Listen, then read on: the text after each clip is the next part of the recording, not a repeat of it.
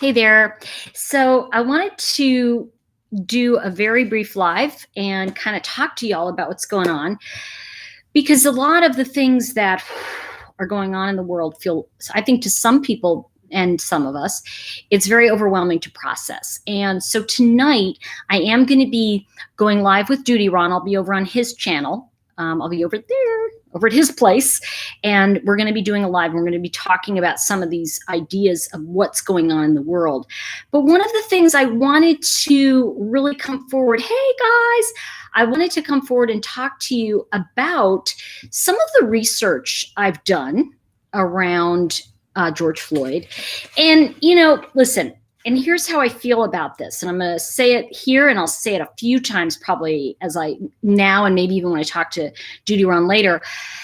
The biggest thing I feel is that now this is totally coming at this from I'm white. Okay. So just bear with me. Where I'm coming from right now is that millions, I think maybe the whole world, everyone who has a television, we witnessed a murder.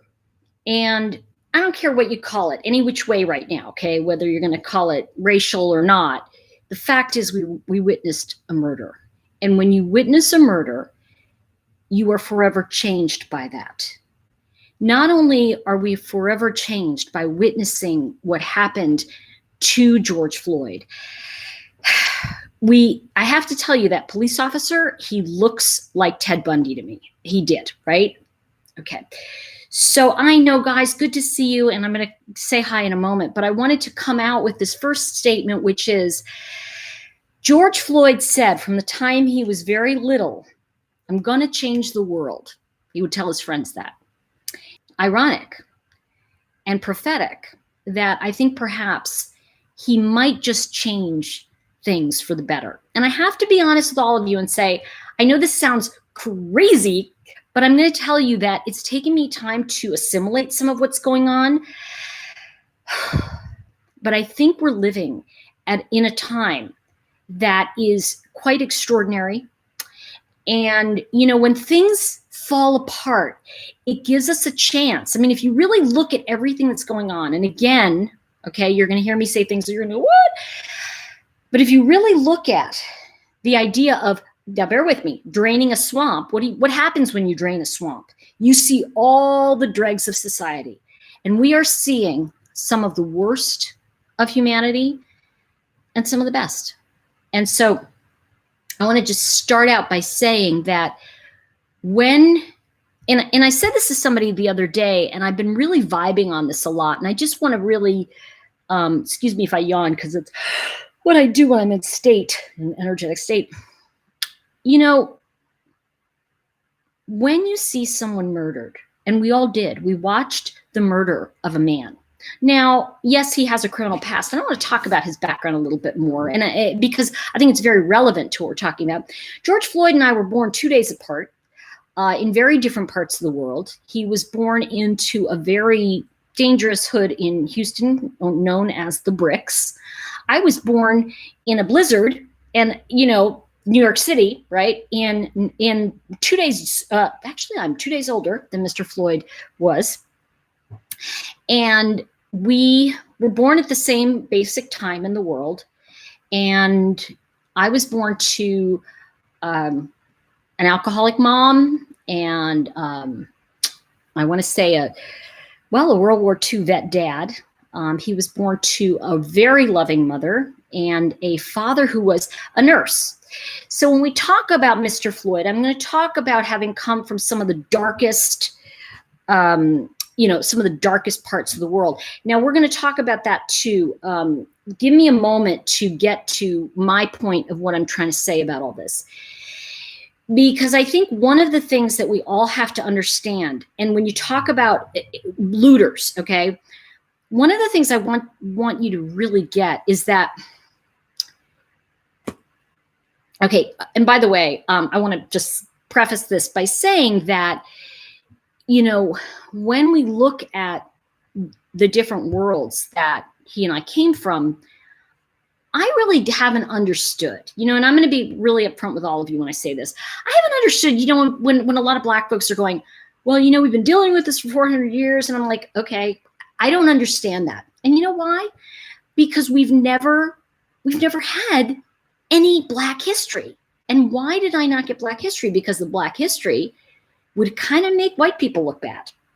Because as I've been doing just a tad of research so far, we weren't very kind in our history to some of the Blacks who were freed. And of course, today is Juneteenth, which I never knew what that was. And I'm embarrassed in a way, but I'm also like, oh, and had all this not happened, I wouldn't found out. I would never have found out some of this stuff. So a couple things I want to say about this is that, you know, just because things haven't changed doesn't mean they won't.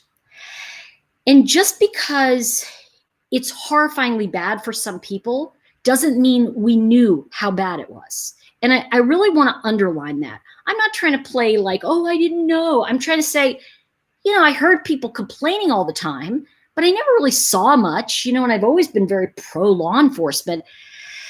But when I witnessed, honestly, when I witnessed a murder, that changed me. And I want to underline this talk by saying, by witnessing that, we all, as a world, internally shifted. Some people ran out and looted. Some people ran out and protested. Some people sat at home and said, I don't know what to do. The point I'm making is that we watch something that, for me, is naturally shifting how I see the Black American population now. And I think that's a good thing. We did see evil. And I want to say this, you know, and I want to be very careful about this and not be righteous. You know what I mean? I don't want to be like, I want to just really drop my guard and say, I really don't have an answer right this moment. I know it seems you, what? You think you know everything. Nah, I don't. And I agree, Michelle. She said, you know, we saw evil. And yes, exactly. And Mary said, every action has an equal and opposite reaction. And I think one of the things that, and I want to talk about this more later, but I think one of the things that is happening, and I'm going to say this and it's going to be like, what? Is that, you know, Black folks have been living with this for a long, long time. And all our Black Americans. And I'm now saying, like, I honestly think, this is my own thing, I see my Black brothers and sisters, American sisters and brothers, so differently now. I see, and I know this is going to sound terrible, but I see a certain humanity that I never saw before because I never understood how they viewed things. And suddenly the great equalizer was watching that murder. It was huge. Let's see. And some people socially responsibly kept sanitized. Expect the same blank liberals that looted, but a week before wouldn't allow me to bury my grand. I'm not going to do that because of the dirty word, but I want to say this, spacebar. Yes, I agree with you on that. And I'm reading a wonderful book. It's given me so much perspective on this issue. It's called White Fragility, written by a white author. Well, one of the things that I think I want to do is I want to find out more about Black history because I don't know it. Not because I'm like, oh, I want to learn. It's more like, wait a minute. We have white history and we have Black history. Why don't we have American history? Like, what's up with that? And, you know, when everybody's talking about tearing down these monuments, I would really like to see on some of these monuments plaques that tell us what was happening at that time in the Black community.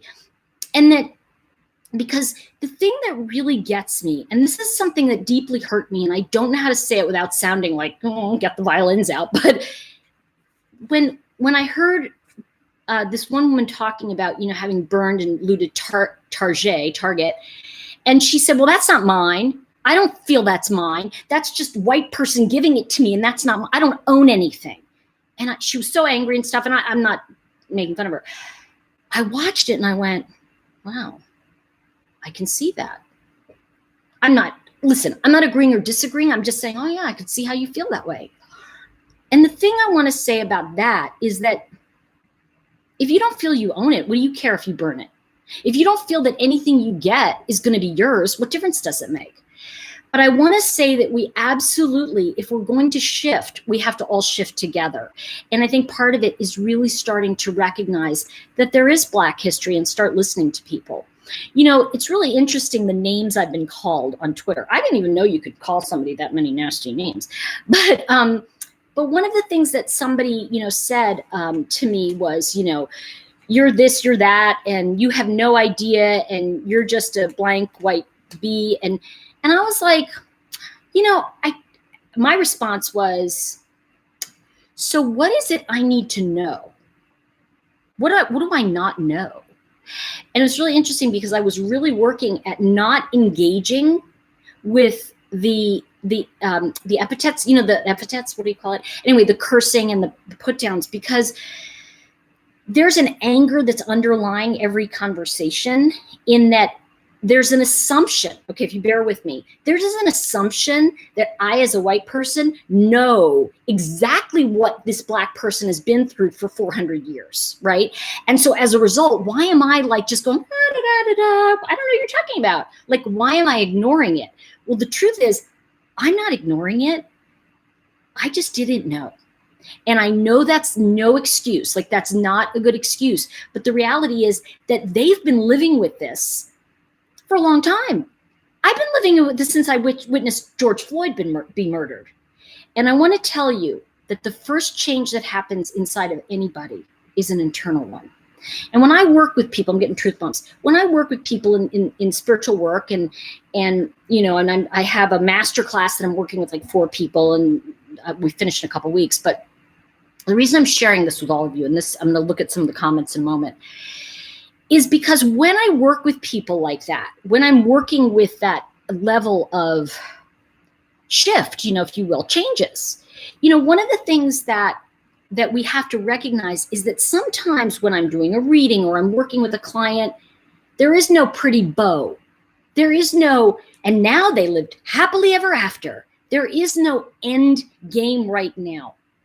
Meaning, I've just been shocked. I just want to say this. I know this is terrible to say because it's like, oh, me, white girl, shocked. But I mean this with all sincerity. I was stunned and shocked and didn't know what to say about witnessing this murder. I mean, when I watched it, I got physically ill. I just was like, what? And it just didn't register with me. And then I was looking at the cop's face, and I'm sorry, did he look like Ted Bundy or what? Like the eyes, like he scared the hell out of me. I got to tell you, it's just like, what? So when I witnessed that, I didn't know what I felt. I know I witnessed that, but I didn't know what I was feeling. And over the past days, I've started to recognize that something in me is changing. And in me, and I think maybe you guys relate, tell me if you relate to this. You feel like, and this is what I feel like, I know that I'm changing internally after witnessing that murder. I know that I've changed. I do not know what that means in terms of action yet, you know? I don't know, and I think that's part of the frustration on some of the BLM side of things. And I'm going to talk about that entire thing a little later, because I am going to be on Duty Ron's, I'm going to go live with Duty Ron tonight. I can't wait. It's one of my pals. We're going to be live about 8 or 9 tonight. So go eat, do your thing, and then come back. But I'm only going to do a shorter one right now. And I want to say this, that, you know, because we're not living with, we haven't lived, some of us haven't lived with this reality that the Black community's lived with for many, many years. Because we haven't lived with it, it is stunning. And there's a natural thing of, well, what do we do? And I talked to a client the other day, and she said to me, well, you know, Tori, I got to tell you, I feel like such a loser. I'm sitting here, I don't know what to do. And I said, you know, don't just sit there, do nothing. And she went, what? I said, just meditate on this right now.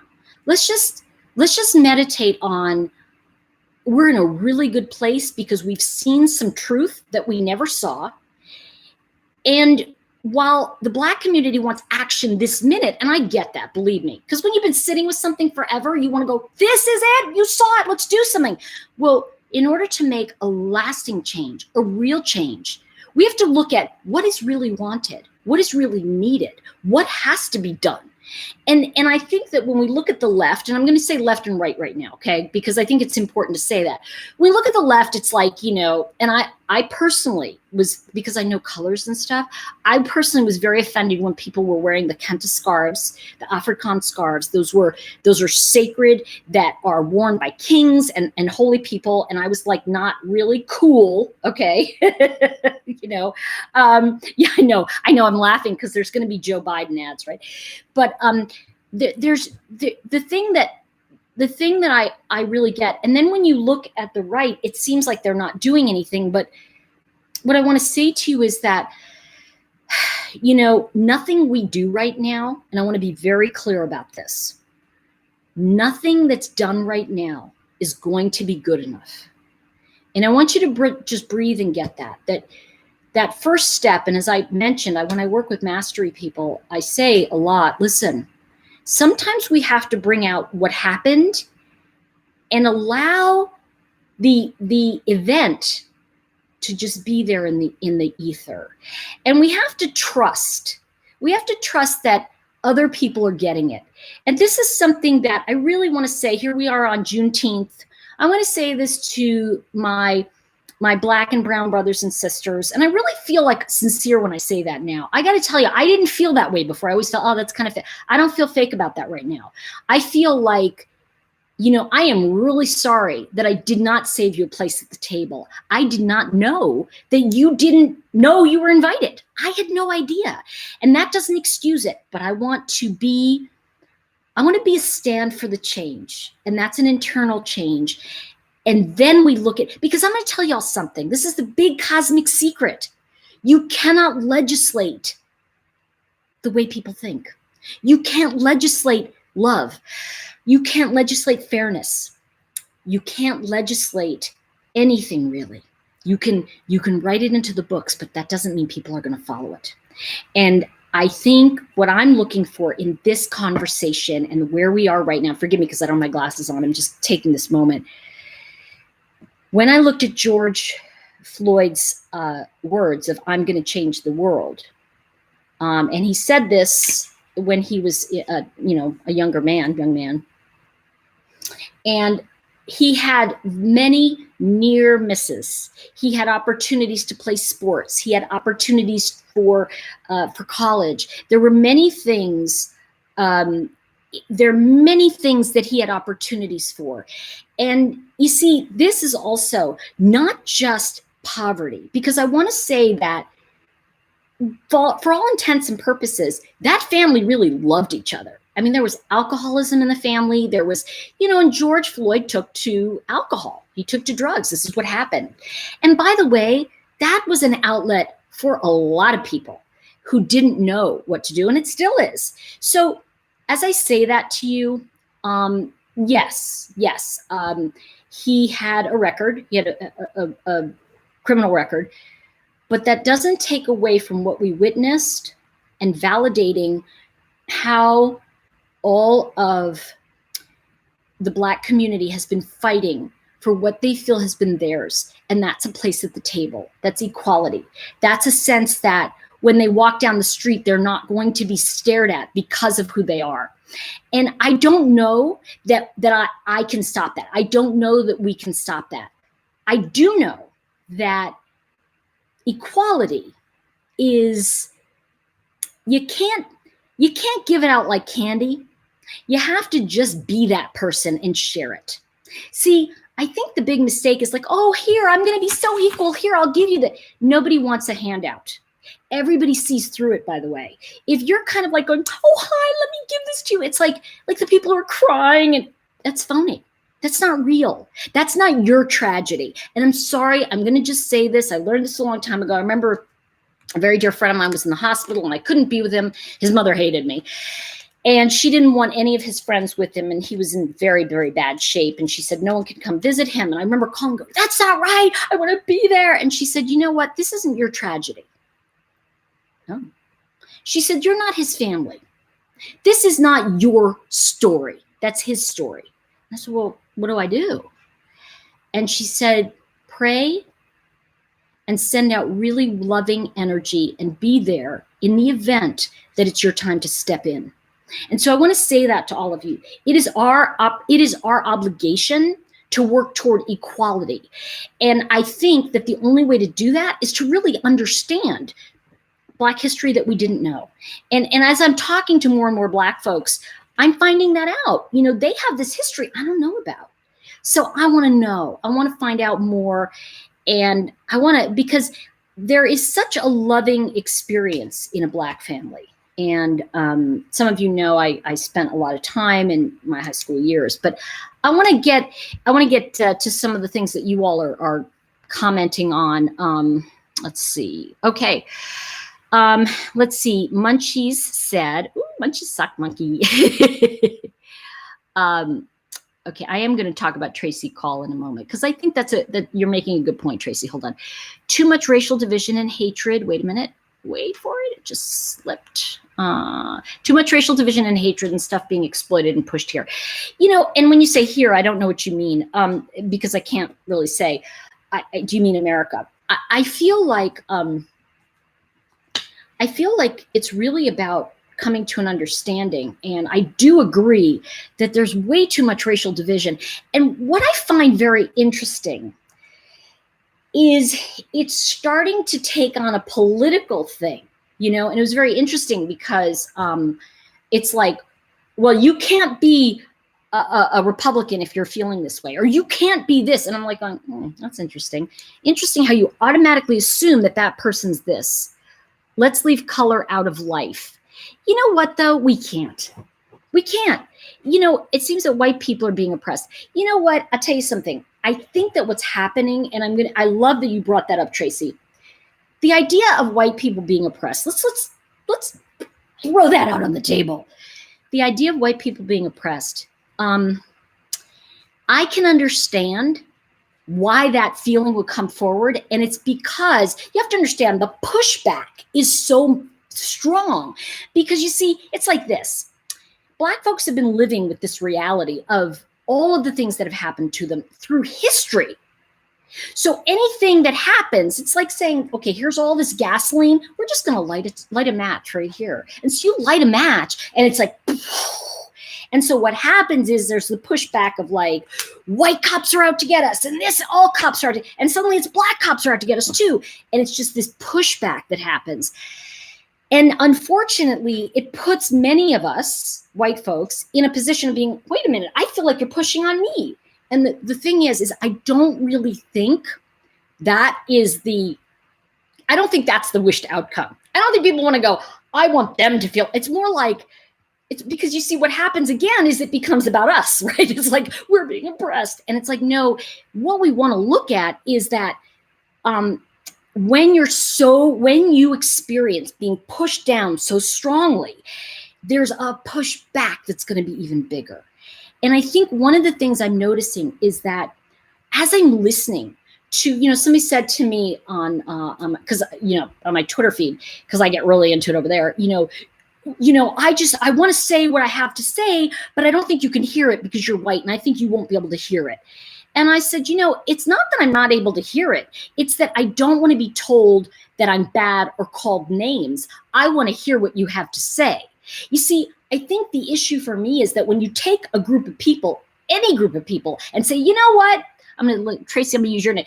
All the Tracys in the world, they're losers. And it's like, well, wait a second, I'm a Tracy. Wait a second.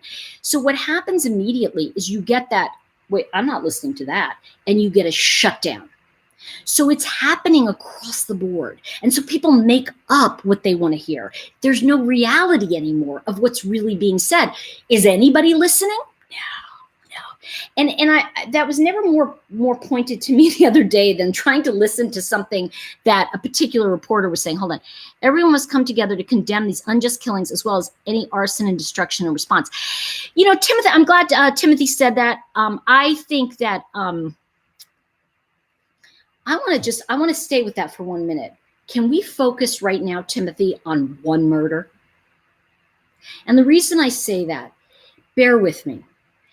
Anytime any Black American is killed in a way that can look unjust, right? Let's say it is or it isn't, but it looks that way. Every other one comes out all at once. And it's, don't take this the wrong way, but it bombards our brains. We go, oh, okay, they're lumping everything on that. And that's terrible to say, but that's the reality of, I think, what's happening. You guys tell me, okay? Tell me if you know. Because I think what you have to understand is, I want to stay with the George Floyd one for right now. George Floyd was murdered. You can question every other, and I can question every other thing. I can go, well, I looked at this or whatever. But when it comes right down to everything, right? When it comes right down to all of it, and I love that you shared this, Timothy, here's the thing.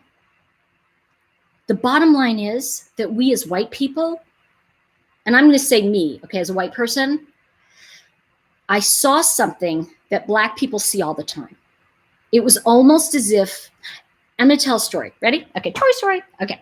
So when the tall ships were coming over to America and the Indians, right? The Indians were on land. Do you know they couldn't actually see the tall ships?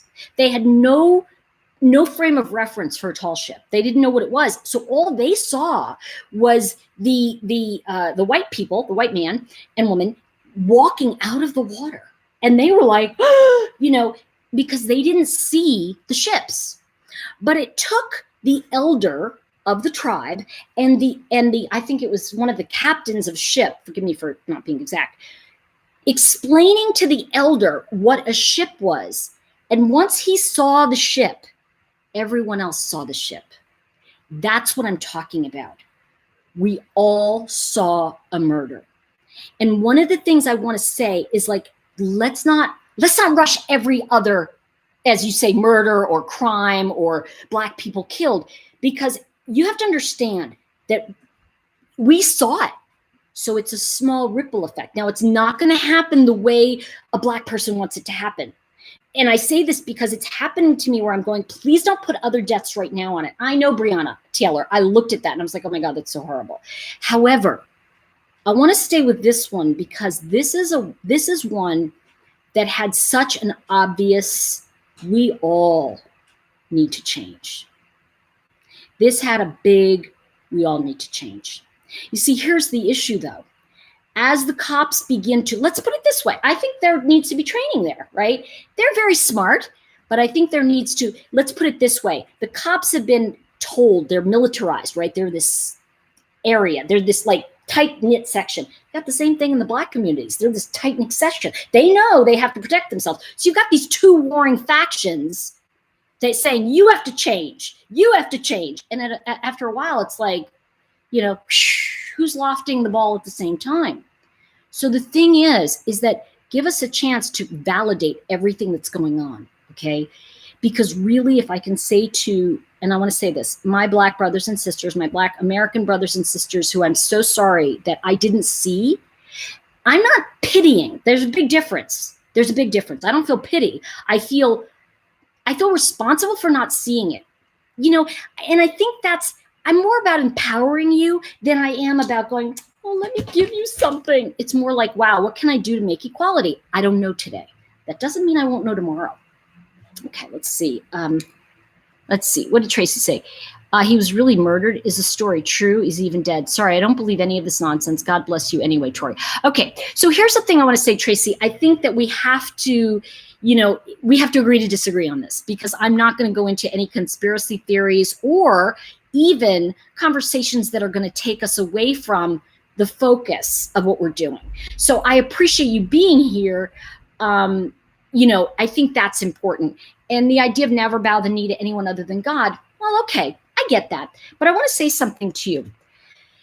And here's something super important. When Colin Kaepernick was taking the knee, I was like, ugh. And I'm being honest, really? Okay, Black people don't feel like Americans, whatever. And I don't mean to be mean. I didn't know. Now I can go, wow, yeah, you know what? He was right. But does that mean I want that knee taking to continue? No, because I got the message. It's kind of like, how many times do you have to tell me the message? I got it. But now you have to wait for me to assimilate it a little bit and then step into action. I'm not going to just jump into action. So what I want to do is just see what's going on with you guys. Bill, you're just the best. Let's see. Do you guys see that a woman in Central Park, New York, in the same week? It happens everywhere all the time. You know what, Vivian? I get that, and I want to say that. And Sandra said, I have a Black friend who once said, I'll be glad when I'm known for what I've done and not for the color of my skin. She said, you don't hear the whites all way in gang fights. That race, I don't know what that means. I'm sorry, Sandra, it's not clear. I'm listening.